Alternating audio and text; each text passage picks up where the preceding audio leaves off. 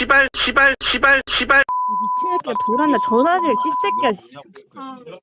한 번만 더 이 시간 전화하면 죽여버려. 고소하기 전에 가만히 있어라.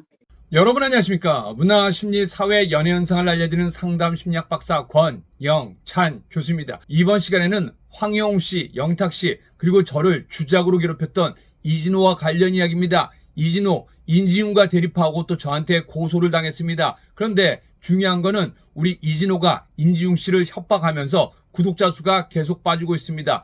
이진우 기자님과의 통화를 여러분께 들려드리겠습니다. 그래서 저는 이제 말씀을 드리고 싶어요. 어쨌든 이번 사안이 이렇게까지 왔는데 사실 제가 냉정하게 말씀드리면은 법적으로 여러 가지 저촉될 수 있는 사안들이 있어요. 강성희 대표에 대해서.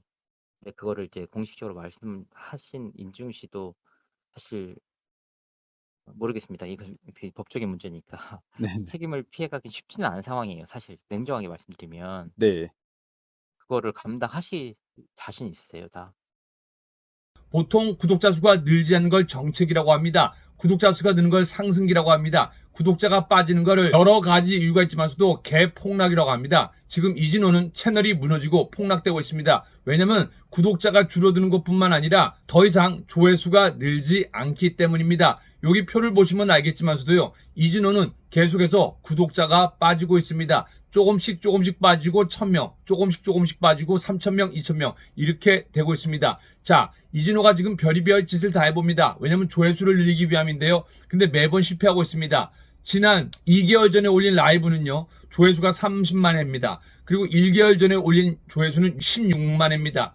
그리고 3주 전에 올린 63만 회. 그리고 이 다음에 인지웅 씨가 50-50 템퍼링에 대한 이야기를 하면서 강경윤 기자를 언급합니다. 그러자 이진호가 강경윤 언급이 나오자마자 우럭이 뛰듯이 팔딱팔딱 뛰면서 인지웅 씨를 공격합니다. 먼저 협박을 합니다. 그리고 강경윤이 또 자신도 충분히 다른 거에 개입할 수 있다는 얘기를 합니다. 강경윤 기자가 변호사를 아이들에게 소개를 시켜줬다. 예, 그건 맞아요. 그런데 이제 원래 그 기자님들이 예. 기사를 쓰는 부분에서 기사를 쓰는 것까지만 해야지 이렇게 직접적으로 사태에 참여를 하시는 게 원래는 기자님들이 하지 않는 일들이시잖아요. 아니, 그렇진 않습니다. 이러면서 구독자 수가 무섭게 빠졌습니다. 8월 라이브 50-50 정의구현 전홍준 대표 투자세도 왜 이게 제대로 했다면요 16만 20만 회가 넘었을 겁니다. 근데 8만 6천 회입니다. 그리고 어제도 또 방송을 했습니다. 입장을 밝히면서 뭐 이렇게 하겠다 저렇게 하겠다 또 권영찬에게 맞고소를 하겠다고 얘기했지만서도 14시간 전인데 겨우 5만 5천 회밖에 안 됐습니다. 동영상 조회수도 마찬가지로 시청자들이 등을 돌렸습니다. 4일 전에는 10만 회 빅상지 멤버 우리 김희어라 씨에 대해서 이슈가 됐는데 이때도 시청자들은 등을 돌렸습니다. 그리고 피프티의 만행 4일 전에 올렸는데 역시 11만 회로 시청자들이 등을 돌렸습니다. 그리고 아이돌 트레이너 인지웅 씨를 까기 시작했습니다. 근데 3일 전에 이게 9만 9천 회 10만 회가 채 안 됩니다. 그리고 인지웅의 비밀 고백 2일 전에 8만 7천 회 그리고 이두희 반박 녹취 인지웅의 거짓말 2일 전에 7만 6천 회입니다. 그리고 제가 다른 데 제보를 받은 내용으로 보면은요. 우리 아직 인지웅 씨가 강경윤 기자와 이진호 씨에 대해서 아직도 할 말이 많은 것 같습니다. 이 미친 새끼가 돌았나 전화질 씹새끼야.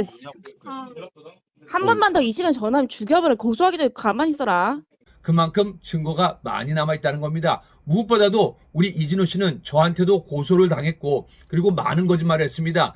권영찬 사이비 교수 저는 사실은 서울문화예술대학교에서 견인교수 4년 외래교수 3년 합의 7년 이상을 일했습니다. 그리고 그때 기독교 비인가 학교인 커넬대학교에서 연락했습니다. 물론 미국에서는 인가받은 우수한 기독대학입니다. 근데 한국에서는 아직 인가를 받지 못했습니다. 그런데 이곳에서 저한테 정식으로 정교수가 돼달라고 이야기가 왔기 때문에 제가 3년 동안 정교수를 한 겁니다. 그런데 이러한 것을 교육부에 알아봤더니 사기라고 얘기했습니다. 알고 봤더니 교육부의 공식 입장도 아닌 민원실에 전화해서 자신의 신원도 밝히지 않고 저에 대한 얘기, 학교에 대한 얘기를 계속해서 유도 질문을 던졌습니다. 그리고 부의 공식 표명이라고 밝혔습니다. 이거는 완전히 순 사기에다가 조작입니다. 교육부의 공식 표명이 되려면요.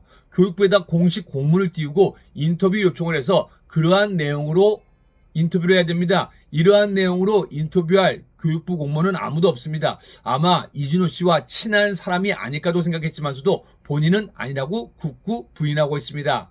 황당하다고 얼척없다라고 얘기하고 있습니다. 이진호 씨에게 하는 말입니다. 예, 당황스럽네요. 야, 얼척이 없네. 제가 뭐 유튜브에 이용당한 것 같아요. 네. 이거를 왜 함부로 이렇게 말씀하세요? 알아보지도 않고 이게 기정사실에 대해서 이진호 유튜버가 기정사실하라고 깐 거 아세요, 모르세요? 몰랐죠. 이거 그럼 어떻게 해결하실 거예요? 본인이 얘기한 걸 이진호가 기정사실로 편집을 해갖고 마치 교육부 공무원이 이렇게 얘기했다고 얘기했어요. 예, 당황스럽네요. 분명히 따질 거죠. 네. 그리고 선생님, 공무원이면은 내가 선생님 교육부에서 하는 강연 많이 나간 거 모르시죠? 모릅니다. 네이버에 쳐보세요. 권영찬 교육총이 얼마나 강연을 많이 나가는지. 이런 사람이 사이비 교수입니까? 참고하겠습니다. 그리고 예, 말씀하신 그 이진호 씨 연락처 알고 계시면 좀 알려주시죠. 그리고 죄송한데 이게 문제가 됩니까? 이게 사기꾼입니까?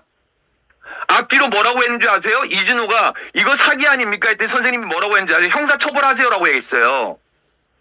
한번 제 풀 버전을 듣고 싶네요, 진짜. 교육부 공무원이라고 하고 이거 교육부에 사실 확인했다고 때려버렸어요. 영상에다가는. 야, 얼척이 없네. 제가 뭐 유튜브에 이용당한 것 같아요. 그렇다면 인지용 유튜브는 어떨까요? 인지용 유튜브는 말 그대로 조회수가 떡상하고 있습니다. 그리고 구독자도 많이 늘어났습니다.